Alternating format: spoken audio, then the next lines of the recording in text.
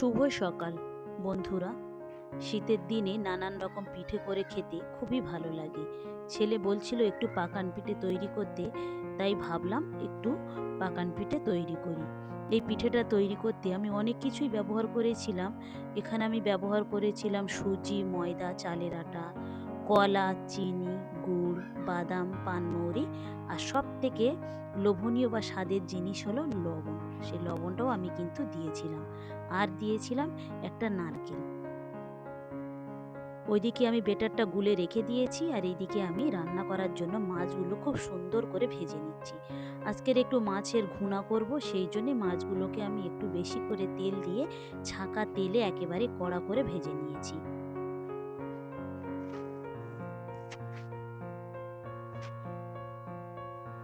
বাড়িতে সবাই রোজাও আছে, তাই তাড়াতাড়ি করছি।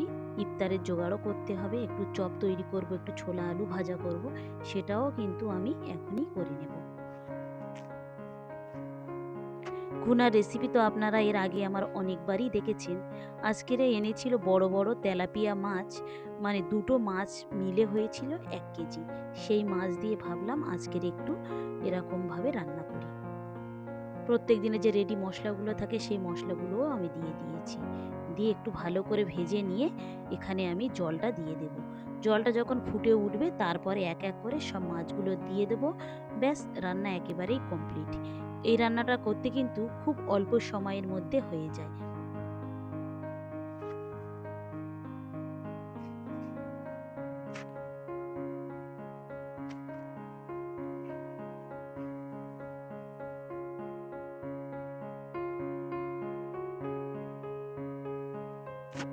লবণটা কিন্তু অবশ্যই আপনারা বুঝে শুনে ব্যবহার করবেন, কারণ যেহেতু ভুনা রান্না করতে গেলে একদম ঝোল থাকে না, কষা কষা হয়ে যায়। আর মাছে যেহেতু লবণ দেয়া থাকে, সেই জন্যে বুঝে শুনে না দিলে লবণের ভাগটা বেশি হয়ে যাওয়ার সম্ভাবনা থাকে। ঝোলটা ফুটে উঠতে আমি মাছগুলোকে এক এক করে দিয়ে দিয়েছি।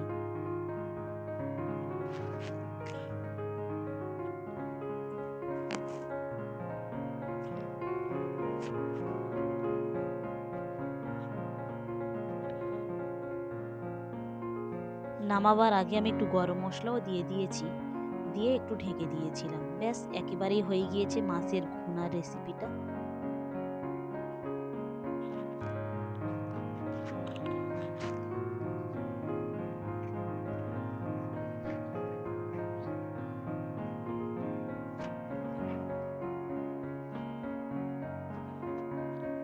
এইদিকে আমি ছোলা আলু ভাজাটা করতে বসিয়ে দিয়েছি। ঠিক ভাজা নয়, একটু তরকারি তরকারি মতো হবে, কষা কষা মতো, যেটা মুড়ি দিয়ে খেতে খুব ভালো লাগে। ছোলা আলুটাও হয়ে গিয়েছে, এবার আমি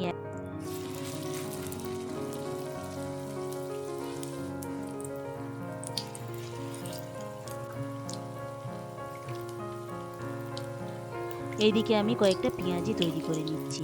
আর সন্ধ্যাও প্রায় হয়ে এসেছে। এক হাতে আস্তে আস্তে সব জিনিস করতে অনেকটা বেশি সময় লেগে যায়। এখনো কিন্তু পিঠাটা তৈরি করা হয়নি। কে দিয়েছে জামকারগুলো? কোন ভাবি? স্টল।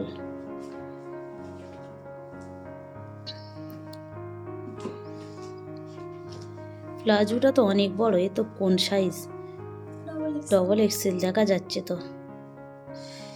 এত বড় তোমার হবে না। এইটা কি?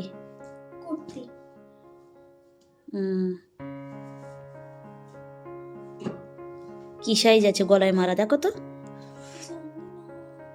মারা নেই কোনো স্টিকার। তো ভালো হয়েছে। কে? আবার একটা জামা কিনতে বলেছে? কোন আন্টি? বড় আন্টি?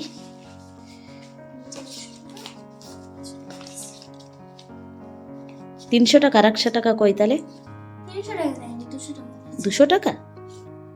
আচ্ছা ঠিক আছে, না চলো। ইফতার করে নামাজ কালাম পড়ে কারখানায় খানিকক্ষণ কাজ করে প্রায় 10:30টার দিকে উপরে উঠে আসলাম। তারপরে আমি এই পিঠাগুলো তৈরি করতে শুরু করেছি।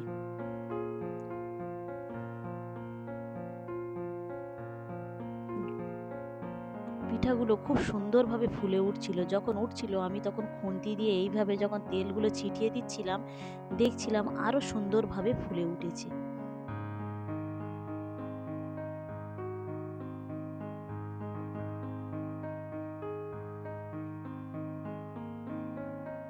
আস্তে আস্তে করে এইভাবে আমি পিঠাগুলো তৈরি করে নিয়েছি।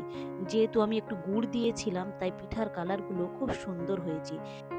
পিঠাটা তৈরি করতে আমি চিনি দিয়েছিলাম, আবার খানিকটা গুড়ও দিয়েছিলাম। সেটা আপনাদেরকে দেখাতে মনে ছিল না। তাই গুড় দেওয়ার কারণে পিঠার কালারগুলো খুব সুন্দর এসেছে।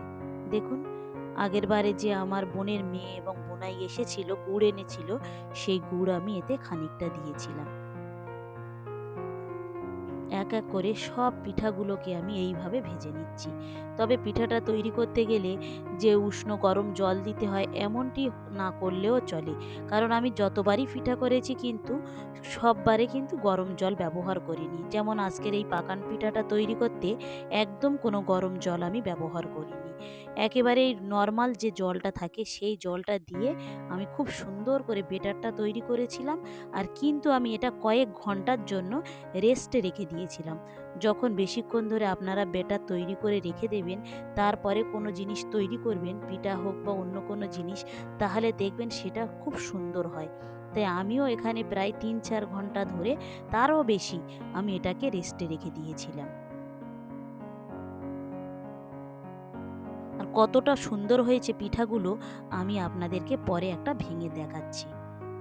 বাইরে থেকে যেমন মুচমুচে ছিল আর ভিতরে একদম নরম ছিল, খুব সুন্দর লেগেছিল খেতে, সব কিছুতে একদম পরিপূর্ণ ছিল।